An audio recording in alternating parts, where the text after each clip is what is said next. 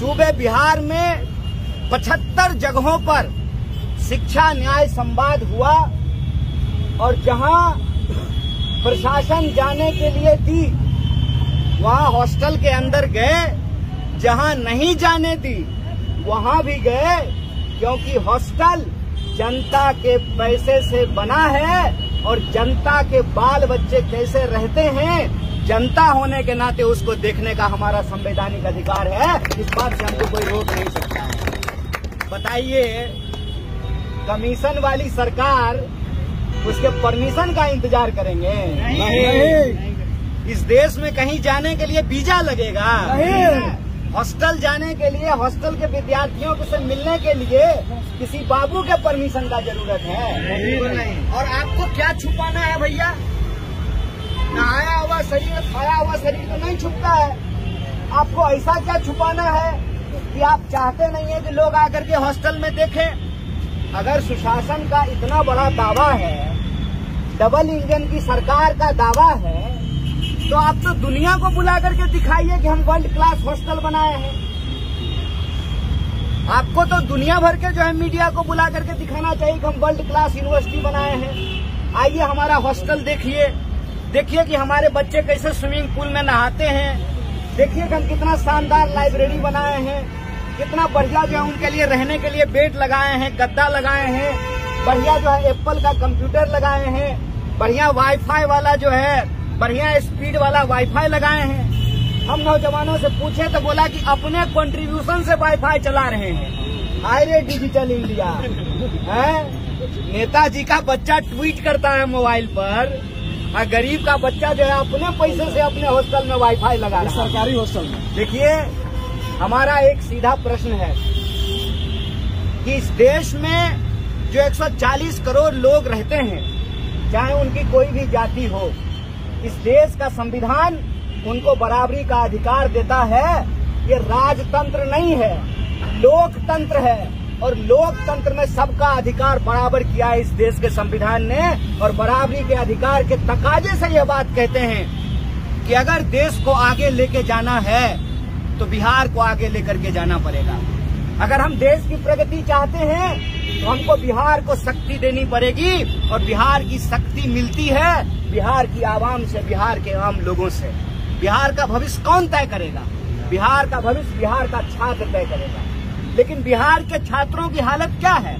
हालत ये है, 45 डिग्री टेम्परेचर है, बेडरूम में जो है एसी लगाने के लिए नहीं बोल रहा है, लाइब्रेरी में कह रहा है कि एसी लगा दीजिए। जो बाबू परमिशन नहीं दे रहा है उसके घर में एसी लगा हुआ है कि नहीं लगा हुआ है ना? एक बार जाइएगा सुप्रिंटेंडेंट साहब का घर घूम करके आइएगा, देखिएगा उनके बेडरूम में एसी लगा हुआ है कि नहीं लगा हुआ, ऑफिस में लगा हुआ। इस देश के एमएलए एमपी के घर में एसी लगा हुआ है कि नहीं लगा हुआ? उनका बेटा बेटी एसी वाला स्कूल में पढ़ता है कि नहीं पढ़ता? हमसे टैक्स का पैसा लेते हैं और हमारे बच्चों का जो बुनियादी अधिकार है, शिक्षा का अधिकार, संविधान के द्वारा बुनियादी अधिकार के रूप में दिया गया। आज जब हम फूले मूवी देख रहे थे, ऐसे ही लोगों को पढ़ने का अधिकार नहीं मिला। आप जानते हैं महाभारत की कथा, द्रोणाचार्य ने एकलव्य को धनुष विद्या सिखाने से मना कर दिया था, कहा था कि तुम धनुष नहीं सीख सकते हो। द्रोणाचार्य की मूर्ति लगा करके एकलव्य ने धनुष विद्या सीखी। तो देखिए द्रोणाचार्य का करस्तानी, द्रोणाचार्य उसको शिक्षा नहीं दिया, उसको धनुष चलाने के लिए नहीं सिखाया, लेकिन वो अर्जुन से जीत ना जाए, उससे बड़ा धनुर्धर न बन जाए, तो दक्षिणा में उसका अंगूठा मांग लिया था।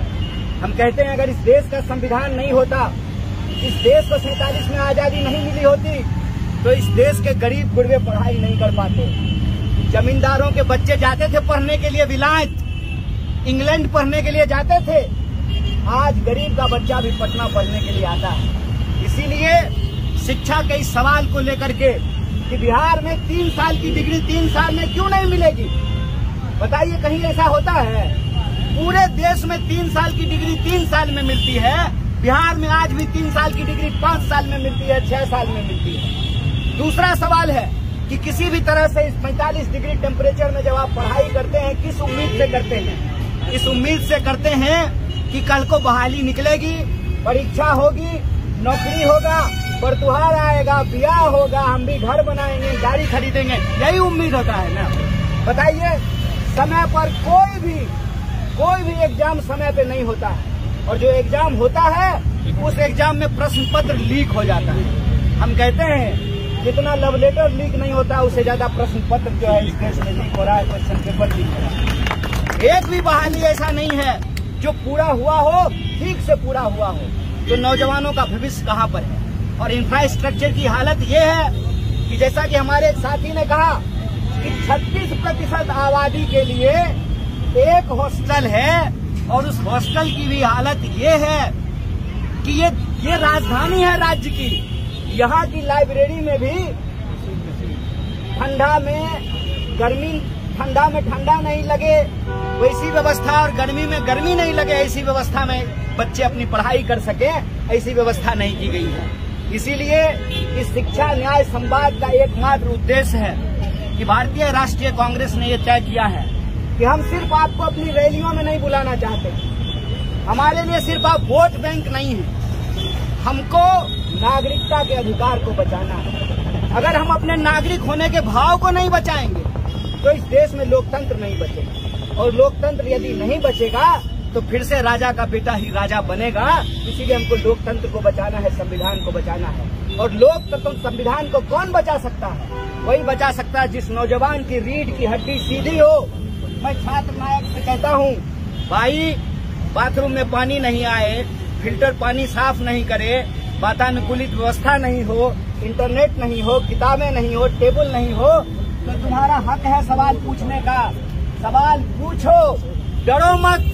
ये याद रखो, ये तुम्हारा संवैधानिक अधिकार है। तुम्हारे माँ बाप टैक्स का पैसा देते हैं। ऐसा कि बिहार में हमारे नेता श्री राहुल गांधी जी जब वहाँ के बच्चों से मिलने के लिए जाते हैं, और वो बाकायदा आपको विपक्ष के नेता भी हैं, एलओपी हैं, तो उनके लिए जब आप अपनी बिगड़ी हुई जो अस्थाई से वहाँ पे बिहार में जो बिगड़ी हुई व्यवस्थाएं हैं वहाँ के स्टूडेंट्स के लिए, वो ना दिखाते हुए जब हमारे नेता श्री राहुल गांधी वहाँ पहुँचते तो वहाँ पुलिस, डीएम, आला अधिकारी वहाँ पहुँच जाते हैं।